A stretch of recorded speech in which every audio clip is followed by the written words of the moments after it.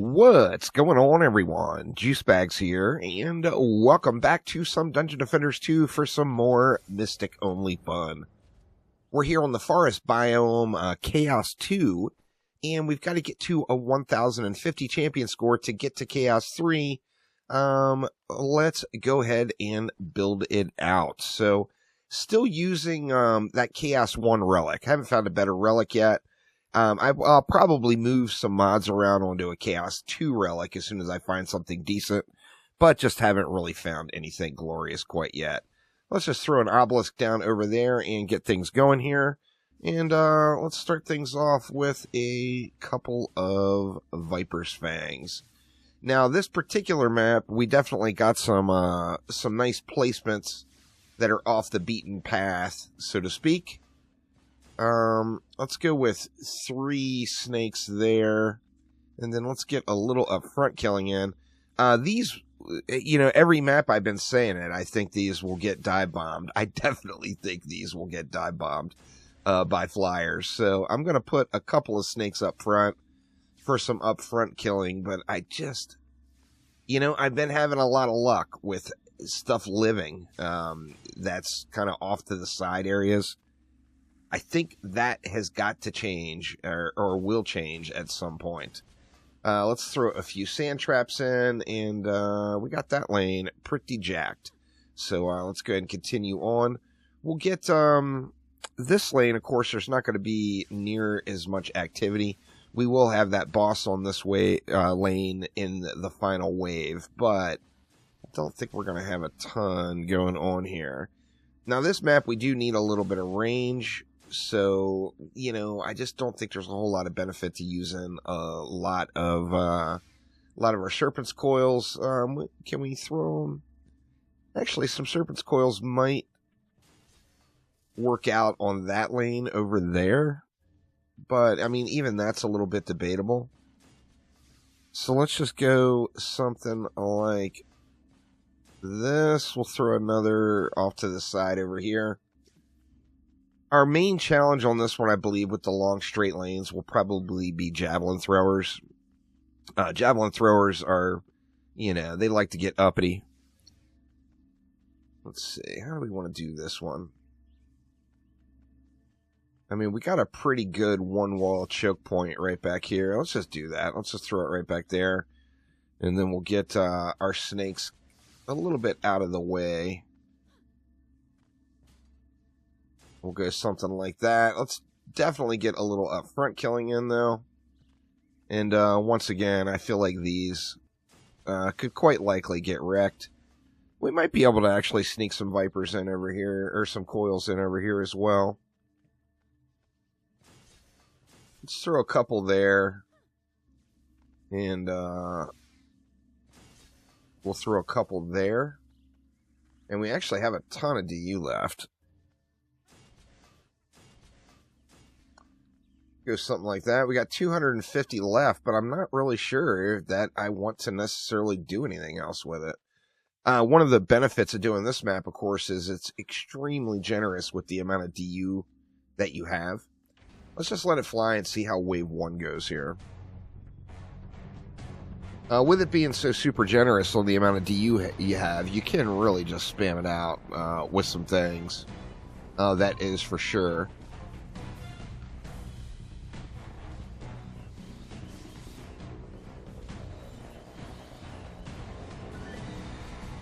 It looks like the flyers are not going after those. See, I can remember doing all kinds of builds with stuff up on the sides on this particular map years ago, and all this stuff would instantly get aggroed. So something has definitely changed with the mob AI in that regard.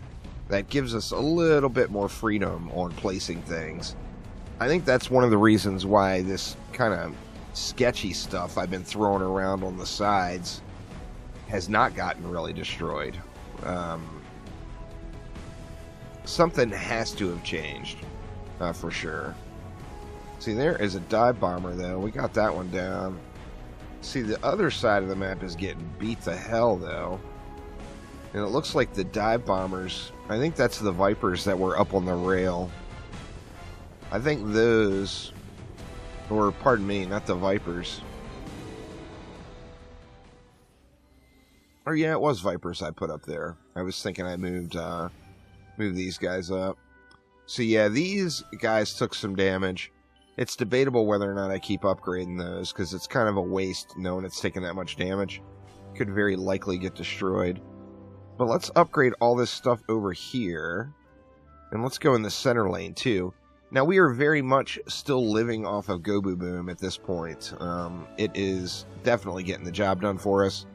And I'm probably I'm going to want to get a relic set up now that I've got the shards I need.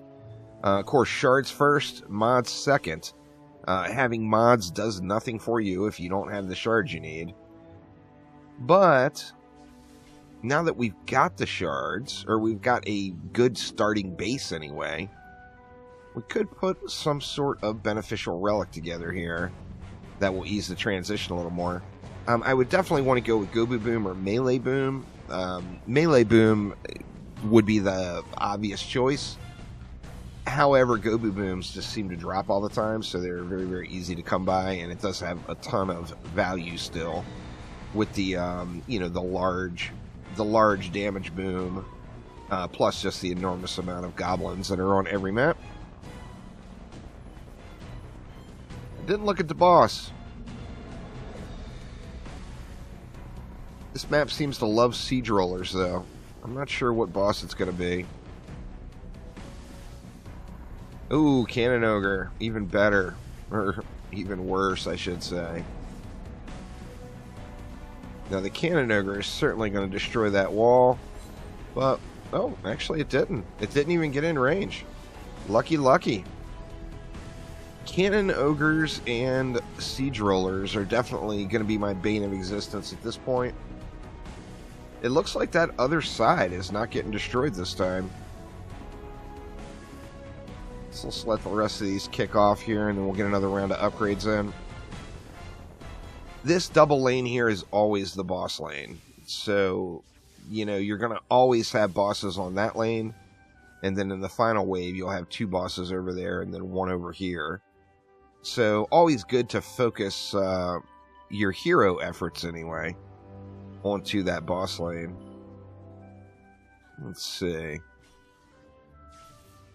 Let's throw a few more ups in there. We got enough for 1, maybe 2 with some mana over here. Let's get 1 upgrade in. Are we going to have enough for another? Does not look like it. We can upgrade like one of these guys, maybe. Alright, so what do we have this time? And here I called out the Siege Roller, and the Siege Roller is not what's coming. Looks like we have Malthius this time around. I think I no doubt will get a Siege Roller on this run. Siege Rollers used to be so terrifying to see, and now I would almost see one of those rather than some of the others. Like, Drakenlords got neutered pretty heavily last year, but I still think I'd rather see a Siege Roller than a Drakenlord if you don't have a Burning Strikes or some kind of Ignite setup or Petrify setup, which I don't really have a good setup for that here.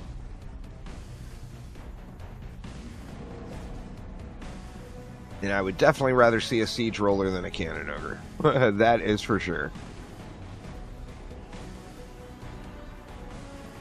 Alright, we got Malthius and Tuskar. Let's see if we can't get that flyer down.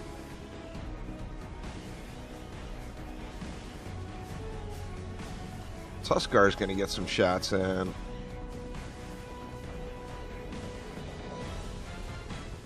We got Tuskar down. And just deal with the Book Rider in the back. Fire Servo. That's a good... I definitely want to get a Chaos 2 relic going here at some point. But, of course, you don't need Chaos 2 gear to do Chaos 2. You only need Chaos 1 gear. And that is what we've got. Alright, we already maxed that out. Let's just get this lane jacked since we know it's a boss lane. And I think at this point we can just kind of let it fly. Let's definitely check the bosses, though. We got a Shaper and an Ogre, so getting fairly lucky with this boss selection here on this one.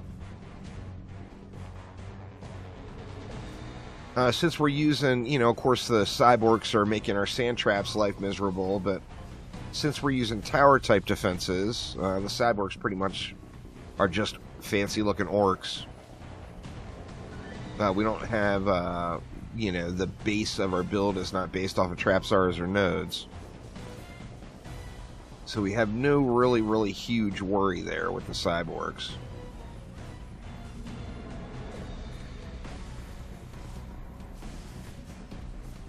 Keep mowing them down here. Here comes our bosses. Now the Shaper's projectile at the wall is going to hit those towers in the back, so I definitely want to get it down quickly. Alright, the Shaper's down. Ogre's down. It's all down. Another call to madness, so we can just let the rest of this burn off. Alright, it looks like the center lane, that center double lane, took a little damage. Let's see what's up over there. I would assume that was probably javelin throwers.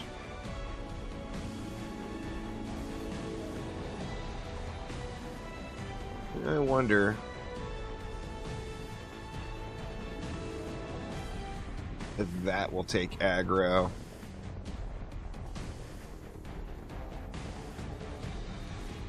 Oh, it was a book rider back there, a little mage in the back.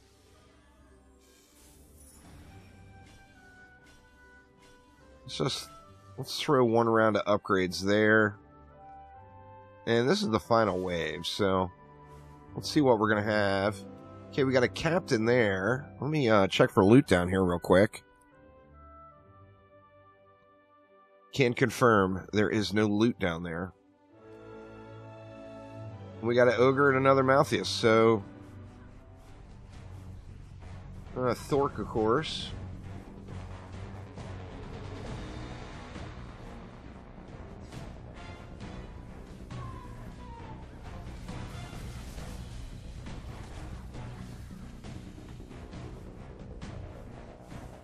Thork getting a bunch of damage in over there.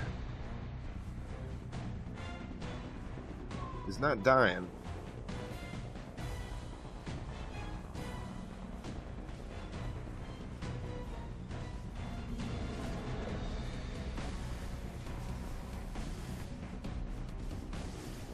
Oh, he was just slowed up.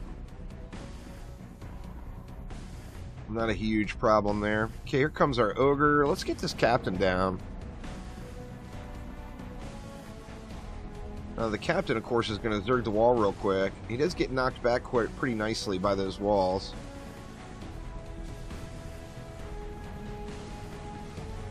Alright, captain down. The ogre is beat up over here, but he is at the wall.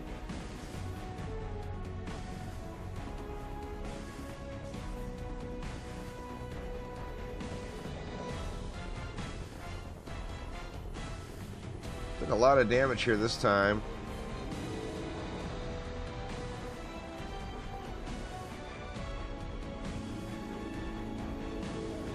And then here comes Malthius, and it will be GG's. Ooh, Viper's down. Let's go. Let's ignore Malthius and head over here and see what's going on over here. That was those up front ones.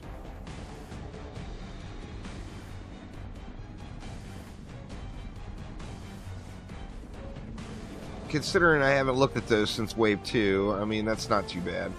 And I did expect those to get destroyed. So, not too terrible. Just one mob left, and there it goes. And, yeah, away we go. Let's see if we get a, ingot.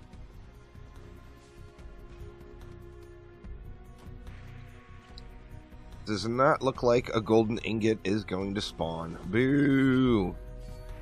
No free loot for this run. Let's hop back on to town and see what we got. All right, let's check out the goods. We got that fire servo relic. Sadly, that is the only relic we got, really? It's 4 out of 10. There's a fiery fangs, an orc boom, an accumulator. We don't have anything really tremendous here.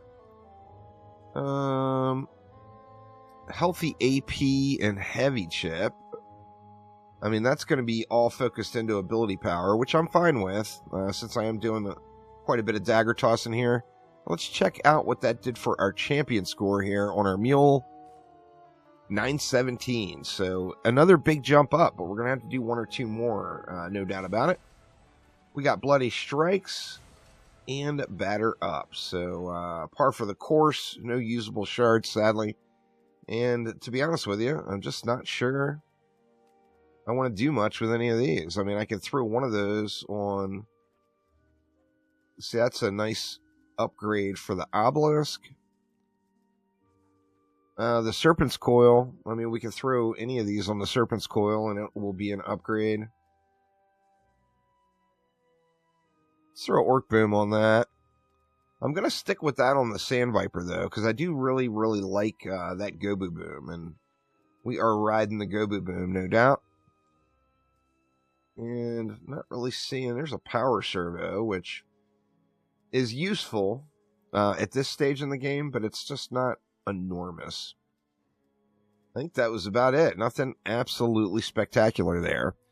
But anyway, that will get it for now. Thanks an absolute ton for watching. Have a wonderful rest of your day, and I will see you soon. Take it easy.